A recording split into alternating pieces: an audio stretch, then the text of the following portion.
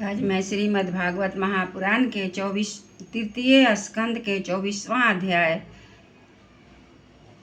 श्री कपिल देव जी का जन्म पढ़ने जा रही हूँ। कृपया आप लोग भी इसे श्रवण अवश्य करेंगे। तो आइए सुनते हैं। ओम नमो भगवते वासुदेवाय। ओम नमो भगवते वासुदेवाय। ओम नमो भगवते वासुदेवाय। ओम नमो भगवते वासुदेवाय। ओम नमो भगवते वासुदेवाय। एक बार बोलिए कृष्ण भगवान की जय।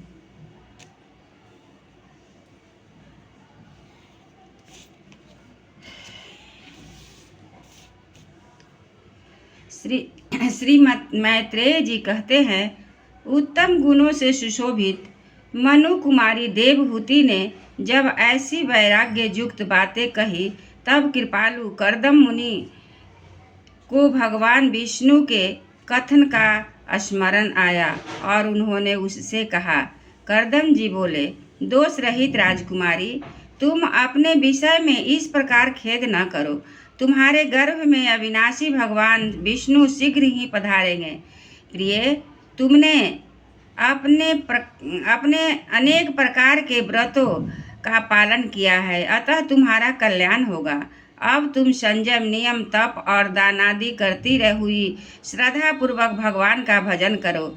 इस प्रकार आराधना करने पर श्री हरि तुम्हारे गर्भ से अवतीर्ण होकर मेरा यश बढ़ाएंगे और ब्रह्म ज्ञान का उपदेश करके तुम्हारे हृदय की अहंकारमयी ग्रंथि का छेदन करेंगे।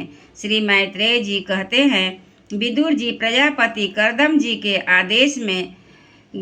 आदेश में गौरव बुद्धि होने से देवहूति ने उस पर पूर्ण विश्वास किया और वह निर्विकार सद्गुरु भगवान श्री पुरुषोत्तम की आराधना करने लगी।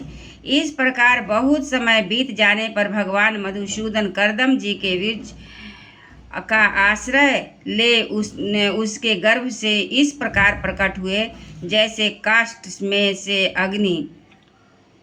उस समय आकाश में मेघ जल बरसाते हुए गरज गरज कर बाजे बजाने लगे। गंधर्व गण गान करने लगे और अप्सराएं आनंदित होकर नाचने लगी। आकाश से देवताओं के बरसाए हुए दिव्य पुष्पों की वर्षा होने लगी। सब दिशाओं में आनंद छा गया। जलाशयों में का जल निर्मल हो गया और सभी जीवों के मन प्रसन्न हो गए। इसी समय स्वयं सरस्वती नदी से घिरे हुए कर्दम जी के उस आश्रम में मरीचि और मुनियों के सहित श्री ब्रह्मा जी आए। शत्रुदम मन विदुर जी स्वतः सिद्ध ज्ञान से संपन्न अजन्मा ब्रह्मा जी को यह मालूम हो गया था कि साक्षात परम ब्रह्म भगवान विष्णु साख्य शास्त्र का उपदेश देने के लिए अपने विशुद्ध सत्वमय अंश से अवतीर्ण हुए हैं। अतः भगवान जिस कार्य को करना चाहते थे उसका उन्होंने विशुद्ध चित्त से अनुमोदन कर आदर किया और अपनी संपूर्ण इंद्रियों से प्रसन्नता प्रकट करते हुए कर्दम जी से इस प्रकार कहा।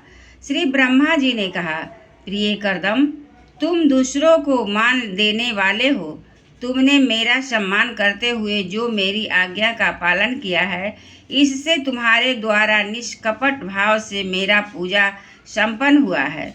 पुत्रों को अपने पिता की सबसे बड़ी सेवा यही करनी चाहिए कि जो आज्ञा ऐसा कहकर आदर पूर्वक उनके आदेश को स्वीकार करे।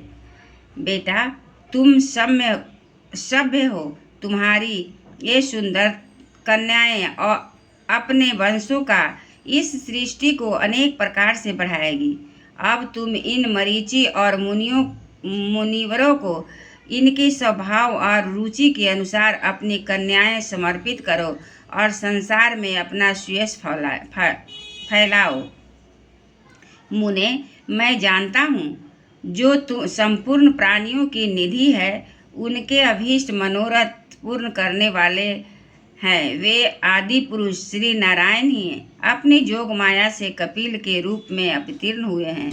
फिर देवहूति से बोले, राजकुमारी, सुनहले बाल, कमल जैसे विशाल नेत्र और कमलांकृत चरण कमलों वाले शिशु के रूप में कैटभासुर को मारने वाले साक्षात श्री हरि ने ही ज्ञान विज्ञान द्वारा कर्मों की वासनाओं का मूलोच्छेदन करने के लिए तेरे गर्भ में प्रवेश किया है।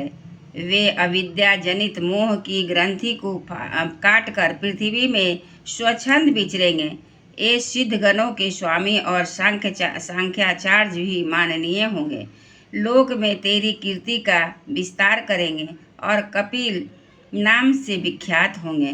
श्री मैत्रेय जी कहते हैं, विदुर जी, जगत की सृष्टि करने वाले ब्रह्मा जी उन दोनों को इस प्रकार आश्वासन देकर नारद और सनकादि को साथ ले हंस पर चढ़कर ब्रह्मलोक को चले गए। ब्रह्मा जी के चले जाने पर कर्दम जी ने उनके आज्ञा अनुसार मरीचि और प्रजापतियों के साथ अपनी कन्याओं का विधि पूर्वक विवाह कर दिया। उन्होंने अपनी कला नाम की कन्या मरीचि को, अनसुईया अत्रि को, श्रद्धा अंगिरा को और हविहु पुलस्त को समर्पित की। पुलह को उनके अनुरूप गति नाम की कन्या दी। क्रतु के साथ परम साध्वी क्रिया का विवाह किया। भृगु जी को ख्याति और वशिष्ठ जी को अरुंधति समर्पित की। अथर्वा ऋषि को शांति नाम की कन्या दी, जिससे यज्ञ कर्म का विस्तार किया जाता है। कर्दम जी ने उन विवाहित ऋषियों का उनकी पत्नियों के सहित खूब सत्कार किया। विदुर जी इस प्रकार विवाह हो जाने पर वे सब ऋषि कर्दम जी की आज्ञा ले अति आनंद पूर्वक अपने अपने आश्रम को चले गए।